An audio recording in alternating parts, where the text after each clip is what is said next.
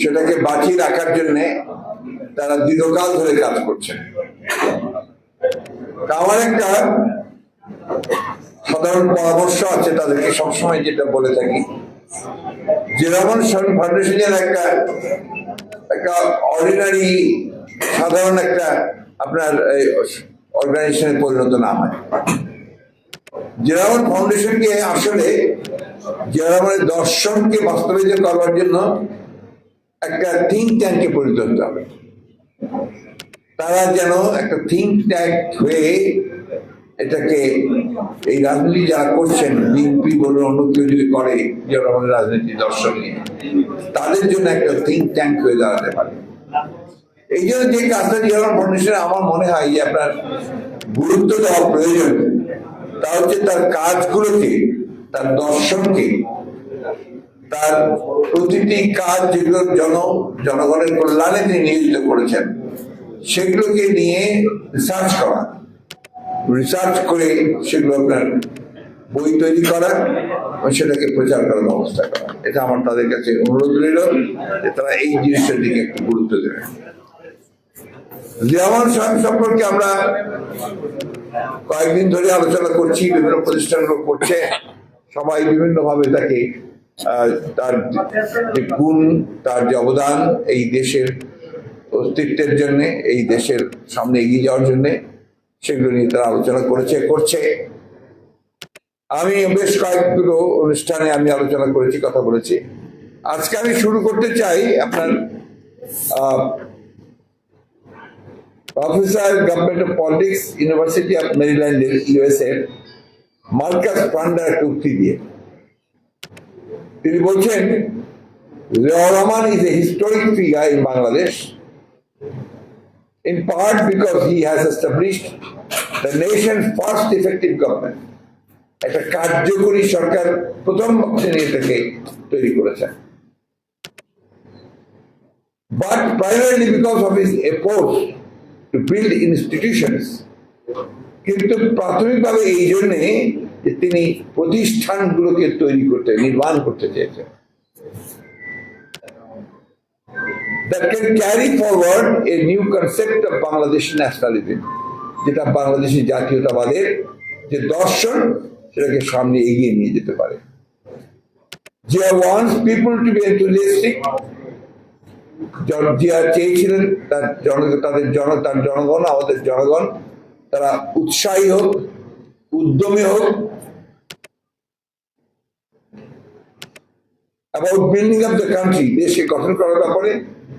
He wants them to be vigilant and prepared to resist, if necessary militarily, pressure from outside.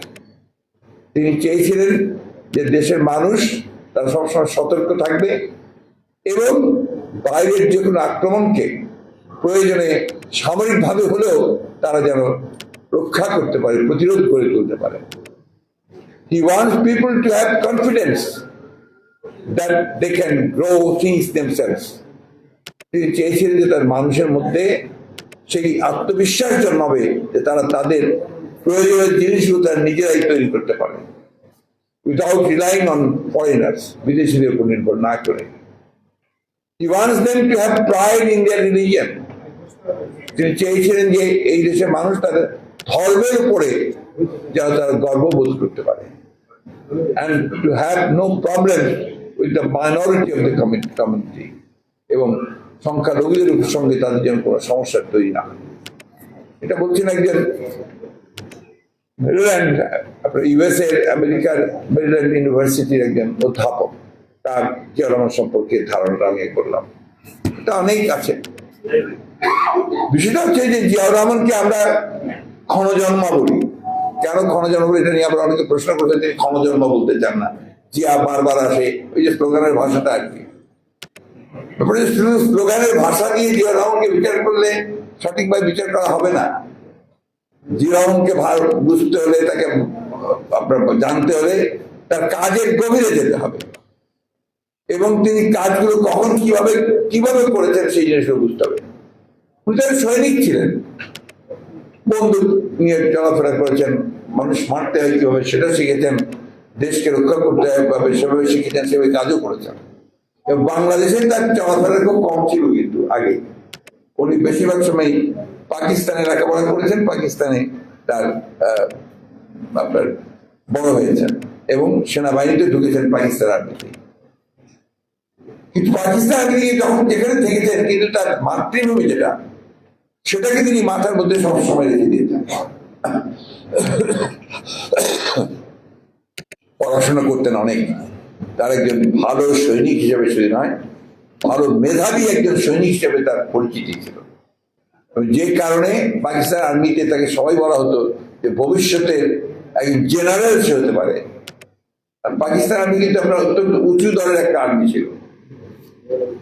এই বিষয়টা আমাদের মনে রাখতে হবে যে এই কথাটা বলেছিলেন আপনার প্রফেসর মুজাফফর আহমেদ, ন্যাপ মুজাফফরের আপনার সভাপতি, একজন অত্যন্ত প্রবীণ রাজনীতিবিদ, বহুকাল থেকে তিনি রাজনীতি করেছেন, মারা যাচ্ছেন দিন আগে। তিনি জিয়াউর রহমানের প্রথম পার্লামেন্টে ইলেক্টেড হয়ে এসেছিলেন, মেম্বার অফ দ্য পার্লামেন্ট। সেখানে তিনি যখন জিয়াউর রহমানের শাহাদাতের পরে যখন আপনার সেখানে শোক মিটিং অধিবেশনটা বসছিল, সেই শোকের অধিবেশনে প্রফেসর মুজাফফর বলছিলেন, এই যে ভাই হাসি টাসি এখানে বন্ধ করেন, if you don't like it, go out.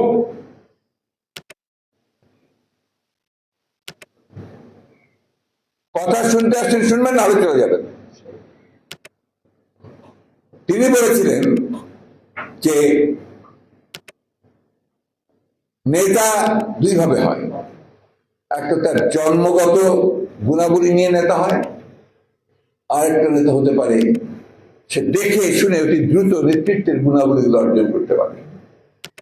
Zia Rahman দুটোই ছিলেন।